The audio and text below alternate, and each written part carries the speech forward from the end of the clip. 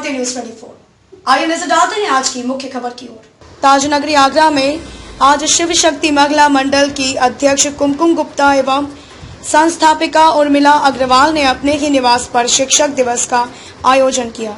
उन्होंने कहा कि यह शिक्षक देश के पहले राष्ट्रपति डॉक्टर सर्वपल्ली राधाकृष्णन जी की जयंती पर किया जाता है और संस्था के सदस्यों ने राष्ट्रगीत गाकर कार्यक्रम का समापन किया।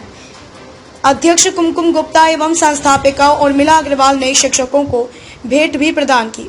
साथ ही संस्था के सभी सदस्य मौजूद रहे। नमस्कार, मैं गोविंद कुमार शर्मा, आप देख रहे हैं भारतीय न्यूज 24। जिस तरह का आप देख पा रहे हैं, महंगाई हो गई, रोजगार हो गया, शिक्षा हो गई और सेहत से भी लोग बड़े परेशान हैं। आज हमारे साथ में आवाम आगरा के लोग कुछ मौजूद हैं जिनसे आज हम चर्चा करेंगे महंगाई को लेकर, रोजगार को लेकर। जो सबसे बड़े मुद्दे हैं वो है सबसे पहला रोजगार। जिस व्यक्ति के पास रोजगार नहीं होगा वो कैसे अपनी शिक्षा पूरी करेगा, कैसे अपनी सेहत पर ध्यान देगा। आज हमारे साथ हैं भैया। सर, क्या नाम है आपका? आनंद वर्मा। सर, रोजगार की आज मुद्दा है, रोजगार की हम बात करेंगे। लोगों का रोजगार कोरोना को लेके डर बैठा हुआ है, दोबारा से लॉकडाउन ना हो जाए, उस विषय में क्या कहना चाहेंगे आप? प्रथम तो मैं आपका स्वागत करता हूं। वो आज हम सब आवाम आगरा परिवार की ओर से जमा हुए हैं गणपति अपार्टमेंट में। जो मुद्दा है इस समय रोजगार का, इस समय विषम परिस्थितियों में पूरा देश संकट से गुजर रहा है। कोरोना काल चल रहा है। अब तक ये इतवार का आज पहला भी लॉकडाउन है। यहाँ पे स्थिति ये है कि बाजार बिल्कुल फेल हो चुके हैं। व्यापारी वर्ग बिल्कुल समायोजित हो चुका है, नीचे बिल्कुल निचले स्तर पर खत्म है। आपको मैं एक उदाहरण के तौर पे दूंगा। लॉकडाउन के बीच में मैंने एक अपने मित्र को फोन किया जिसकी बहुत अच्छी पेंट की दुकान हुआ करती थी। मैंने उससे कहा, भाई मुझे पेंट पहुंचा दे। बोला, भाई साहब मैं दुकान बंद कर चुका हूं। एक और मित्र था जिससे हमने पूछी कि आप अपनी ओला कैब चलाते थे, ओला भेज दो। बोला, भाई साहब किस्तें चुकाने के पैसे नहीं थे, मैं ओला बेच चुका हूं। तो एक जो वर्ग था जो नियमित रूप से अपना काम चला रहा था छोटे मोटे कार्य करके, वो बिल्कुल बंद हो चुका है, खत्म हो चुका है। सरकार से हम सब इस मुद्दे पे एक मांग कर रहे हैं, बहुत दिनों से करते आए हैं। स्कूलों की भी आप दशा सुन रहे होंगे, फीस मांगी जा रही है ऑनलाइन पढ़ाई करवा के। ऑनलाइन में बच्चा क्या पढ़ रहा है क्या नहीं पढ़ रहा, इस बात से सभी को जानकारी है। कोई अनभिज्ञ नहीं इन बातों से। बच्चा घर में होता है, शिक्षक भी अपने घर में होते हैं, वो क्या देख रहा है क्या जान रहा है। एक वक्त वो था जब स्कूल वाले ये कहते थे कि बच्चा अगर मोबाइल बैग में रख के लाता है तो बच्चे पे पेनल्टी लगेगी। आज वो समय है कि बच्चे के अभिभावकों से ये कहा जा रहा है कि आप अगर अपने बच्चे को मोबाइल नहीं देंगे तो आप पे पेनल्टी लगेगी। ये केवल एक जो कोरोना काल चला उसकी वजह से स्थिति हुई। बिजली की व्यवस्था देखें तो जो एक पहले हम सन 47 से पहले ईस्ट इंडिया कंपनी हुआ करती थी, उसी तरीके से टोरेंट पावर चल रही है। चूंकि टोरेंट के तो नाम में ही पावर शब्द समायोजित है, इसलिए वो अपनी पावर दिखा रहे हैं। उन्होंने एक अच्छा अमाउंट, एक मुद्रा केंद्र व राज्य में खर्च करी है। वो आज खून चूस के हम ही व्यापारियों से चूस रहे हैं। हमारे लॉकडाउन के वक्त के जो बिजली के बिल जो हमने किराए पे अपनी वो संस्थाएं ले रखी थी, अपने ऑफिस चला रहे थे, हम अपना काम कर रहे थे, वो 6 महीने हमने बंद रखा सरकार के कहने से। सरकार के कदम से कदम मिला के हम चले, व्यापारी साथ चला।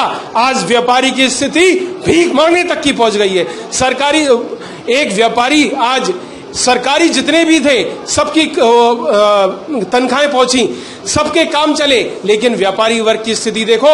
व्यापारी से कहा गया कि लॉकडाउन में आप घर से बाहर निकलिए, समाज सेवा करिए, समाज के लिए कुछ करिए। उस व्यापारी बाहर निकला, व्यापारी ने पूरे कदम ताल मिलाते हुए सरकार का सहयोग किया। लेकिन आज सरकार बिल्कुल नहीं सोच रही। बिजली के बिल मांगे जा रहे हैं, हमारी लाइटें कट रही हैं, हमारे ऑफिस के हमारी संस्थानों की लाइट काट दी गई, हम देखते रह गए। हम उस सरकार से आज भी निवेदन कर रहे हैं, क्योंकि हमें हमारे माननीय प्रधानमंत्री श्री मोदी जी में पूर्ण आस्था है। हमारे राज्य के अभिभावक श्री योगी जी में हमें पूर्ण आस्था है। हम चाहते हैं कि ये लोग आगे आए और एक व्यापारी की दर्द, एक वेदना समझें। धन्यवाद। सर, कोरोना में अभी भी ऐसा लग रहा है कि जनता का भी कहना है कि लोगों को पागल बनाया जा रहा है कोरोना को लेकर। कहीं अस्पतालों से भी ऐसी सूचना आ रही है जबरदस्ती किसी के जुकाम खांसी भी नहीं है या कोई परेशान नहीं है, उसको भी कोरोना के लिए गुजरा जा रहा है। बिल्कुल आपकी बात सत्य है। वास्तुस्थिति ये है कि कोरोना नाम की बीमारी हो रही है, सब जान रहे हैं, अच्छे अच्छे लोगों में हो चुकी है, हमारे माननीय गृह मंत्री की भी हो चुकी है। लेकिन स्थिति ये, अगर आदमी आज खांस भी देता है तो कहते हैं कि इसे कोरोना हो गया। कोरोना हो गया तो अब वो नहीं रहा वो समय कि ले जाते हैं। अब तो घर पे एक गाड़ी आती है WHO की, कुछ दवाइयां दे जाती है, एक फोटो खींच के एक स्टिकर चिपका के घर के बाहर चले जाते हैं। और जो आज कहते हैं कि साहब कोरोना का कोई इलाज नहीं है, पूरा संसार, पूरा विश्व के पास आज इलाज नहीं है, लेकिन इसके बावजूद भी आज भी इलाज के नाम पे हॉस्पिटल कम से कम 3 से लेके 8 लाख का बिल बना देते हैं। आदमी को पता ही नहीं है कि मेरे संग हो क्या रहा है, उसे कोई जानकारी नहीं होती, उसे कमरे में बंद कर दिया जाता है, उसको रोटी नीचे से सरका दी जाती है थाली के द्वारा कि ले भाई ये खा ले।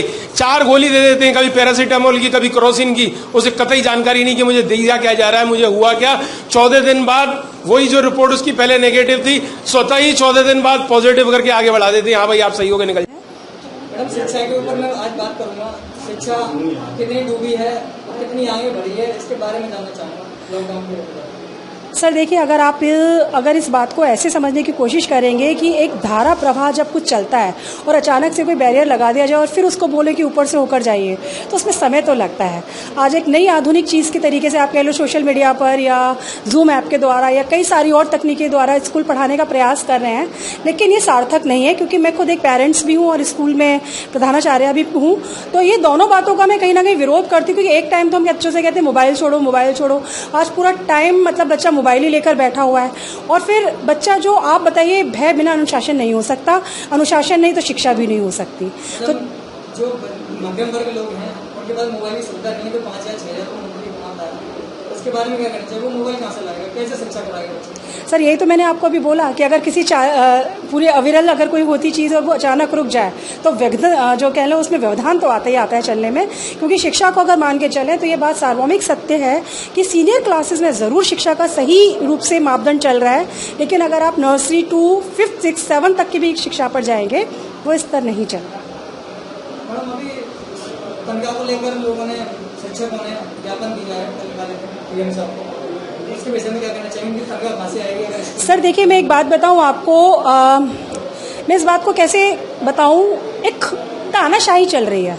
स्कूल वाले फीस छोड़ना नहीं चाहते और टीचरों को कुछ मिल नहीं रहा है। मेरे अंडर के जाने कितने ऐसे टीचर्स हैं जिनको अभी तक एक भी निन्नी पाई चवन्नी नहीं मिली है, किसी भी तरीके से उनको पैसे नहीं मिले हैं। जबकि स्कूल वालों ने बच्चों के किसी भी तरीके का डाटा होता है वो क्लियर कर दिया है कि आपका बच्चा हमारे एडमिट नहीं है बिकॉज आपने हमारे स्कूल की फीस नहीं जमा करी है।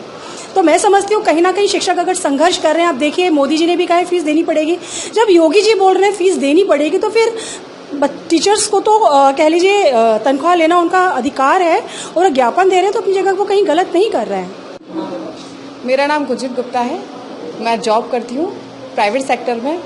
मैं सरकार से ये कहना चाहती हूँ कि बच्चे जो आज घर पे ऑनलाइन पढ़ाई कर रहे हैं उससे मुझे बिल्कुल भी नहीं लगता कि कुछ लाभ है, क्योंकि बच्चे आधा से ज़्यादा चीटिंग करके पढ़ाई कर रहे हैं। खुद मेरे बच्चे हैं, मैं खुद बच्चों को देखती हूँ कि अब मुझे इस बात से ये चीज़ लगती है कि जो घर में सिंगल पेरेंट्स हैं, वो जॉब पे जा रहे हैं, उनके बच्चे घर में रह रहे हैं, वो पढ़ाई किस तरीके से कर रहे हैं, उनको एंड्रॉइड मोबाइल दिया जा रहा है।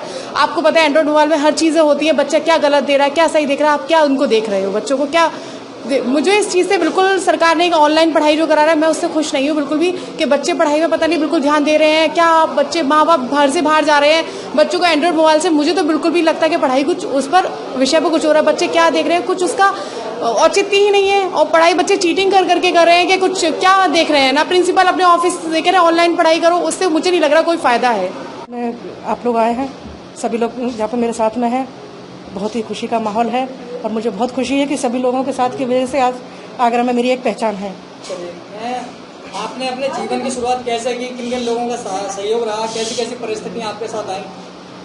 देखिए, परिस्थिति की अगर बात करें तो परिस्थितियाँ तो अगर हम किसी शिखर की तरफ अगर कोई लक्ष्य बनाते हैं तो परिस्थितियाँ तो थोड़ी आती हैं।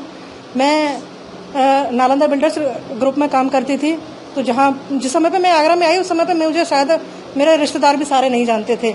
सबसे पहले जब मेरी मुलाकात हुई तो आवामी आगरा टीम के जो संस्थापक हैं उमेश शर्मा जी से हुई। जब उनसे मेरी मुलाकात हुई तो उन्होंने मुझसे पूछा कि सोमा जी आप क्या चाहती हैं। मैंने कहा मैं ये चाहती हूँ कि किसी भी सामाजिक संस्थाओं के द्वारा जुड़ करके मैं भी अपना एक नाम होते हुए देखना चाहती हूँ कि लोग मुझे मेरे नाम से पहचाने, जो कि मेरी आज तक पहचान थी नहीं। संस्था का मैं बहुत बहुत धन्यवाद दूंगी, आवामी आगरा संस्था का और हमारे पूरी टीम का, कि उनकी वजह से आज शायद ही कोई आगरा में ऐसा व्यक्ति हो जो कि न हमें ना पहचानता हो या इस संस्था को ना जानता हो। हमारी संस्था गरीबों के लिए कार्य करती है। जो भी ज़रूरतमंद आता है, चाहे उनकी बेटी की शादी हो या बेटियों की पढ़ाई हो या कोई गरीब, जिस तरह से अभी कोरोना काल में राशन वितरण का कार्य हुआ था, तो हमारी संस्था के द्वारा जहाँ से भी हमारे पास फ़ोन आते थे तो पूरी टीम ने अपने अपने स्तर से, जहाँ कोई कमला, पूरे आगरा में सभी लोग, पूरी टीम के मेंबर फैले हुए हैं, सभी लोगों ने अपने स्तर से काम किया है। मैडम, संस्थाएं क्यों अपना हाथ बढ़ाती हैं आगे सेवा के लिए? सरकार क्या करती है इस पर? नहीं, देखिए, ये कहना गलत है कि सरकार ने नहीं, सरकार के द्वारा ही काफ़ी सारी सुविधाएं दी गई थी, जो भी किट आई थी। हाँ, मैं इतना जरूर मानती हूँ कि कुछ लोगों ने ऐसा किया कि जो लोग ज़रूरतमंद थे उनके घर पे राशन नहीं पहुँच पाया, लेकिन ये कहना गलत है कि सरकार ने मदद नहीं की है। संतोष मित्तल। क्या बिजनेस करते हैं? मेरा दवाइयों का होलसेल का व्यवसाय है, अग्रवाल सर्जिकल्स के नाम से, फुवारे पे मुबारक महल कॉम्प्लेक्स में। सर, लॉकडाउन में परेशानी देख लोगों को दवाइयों में आपकी तरफ से सहायता मिली? पूरी तरह से सहायता करी गई है, हर तरीके से सक्षम। हमारे जो रिटेलर्स भाई थे, हम लोगों ने पूरी तरीके से जहाँ जहाँ डोर टू डोर सप्लाई होनी थी हमने वहाँ की। किसी को कोई तकलीफ न हो, इसके लिए पूरे साधन मुहैया कराए गए हर व्यक्ति को। सरकार को क्या कहना चाहेंगे? लॉकडाउन में उन्होंने मेडिकल की दुकान खुलवाई, क्या कहना चाहेंगे? सरकार ने एक बहुत अच्छा निर्णय लिया। अगर सपोज करो मेडिकल की लाइन्स की दुकानें बंद कर दी जाती तो मरीज बहुत तड़पता, न जाने कितने लोग एक्सपायर हो जाते। ये सरकार का वाकई में साधुवाद देता हूँ आदरणीय योगी जी को, आदरणीय उत्तर प्रदेश सरकार को, कि उन्होंने ये चीज़ की, केंद्र की सरकार को, कि उन्होंने वाकई बहुत अच्छा काम किया दवाइयों की दुकान खुलवा के। आपके यहाँ जो भी ग्राहक आते थे जी, सुविधा के लिए, उन्होंने बच्चे के लिए क्या क्या आते हैं? देखिए, पूरी तरह से सोशल डिस्टेंसिंग का पालन किया गया, जिससे कि हमने रस्सियाँ बांध दी गई। हमारा जो स्टाफ था, हम खुद मास्क भी लगाते थे, ग्लव्स भी पहनते थे, कैप भी लगाते थे, क्योंकि हम सर्जिकल के व्यवसाय से रिलेटेड हैं। तो ये सारा काम हमने बहुत एहतियात बर्तन तरह किया। जो भी कस्टमर आते थे उनकी मान की नोटिंग करने के बाद उनको भारी भार माल सप्लाई कर दिया जाता था। मैडम, नाम पूछना चाहेंगे? मेरा नाम दीप्ति परमार है। कौन से स्कूल में हैं आप? Saint George's. कितने क्लास तक के बच्चे पढ़ाते हैं? मैं 8 तक। अच्छा, आज आपने कुछ सिखाया बच्चों को? कुछ मिले बच्चे, कुछ नहीं मिले? हाँ, आज तो मेरे 3 बच्चे मिले और हम लोगों ने आपस में सेलिब्रेशन किया। और उनको मैंने क्या सिखाया, दे मतलब they are just wishing me कि आज मैं हैप्पी टीचर्स डे, मेरे लिए फ्लावर और पेन लेके आए। चलिए। तो मैंने उनसे सबसे पहले पूछा कि आज क्या है, तो उन्होंने कहा टीचर्स डे। फिर मैंने उनसे पूछा कि क्यों मनाते टीचर्स डे, तो एक्चुअली दे डोंट नो कि क्यों मनाते टीचर्स डे।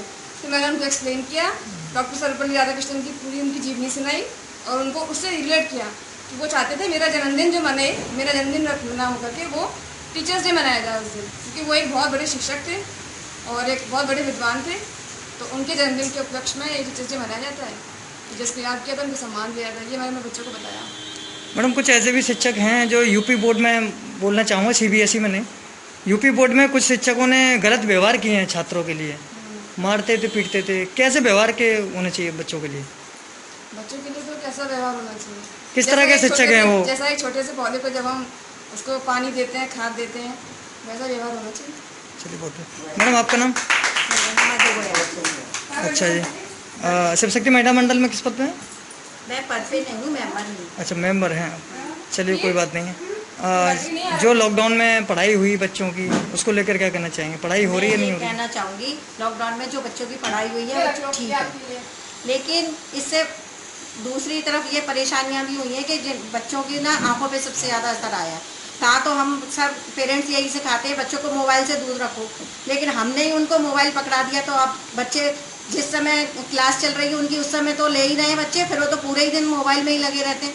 बच्चों की आंखों पे फर्क पड़ रहा है। खबरों में अब तक के लिए बस इतना ही। मिलते हैं फिर किसी खास खबर के साथ। तब तक के लिए नमस्कार।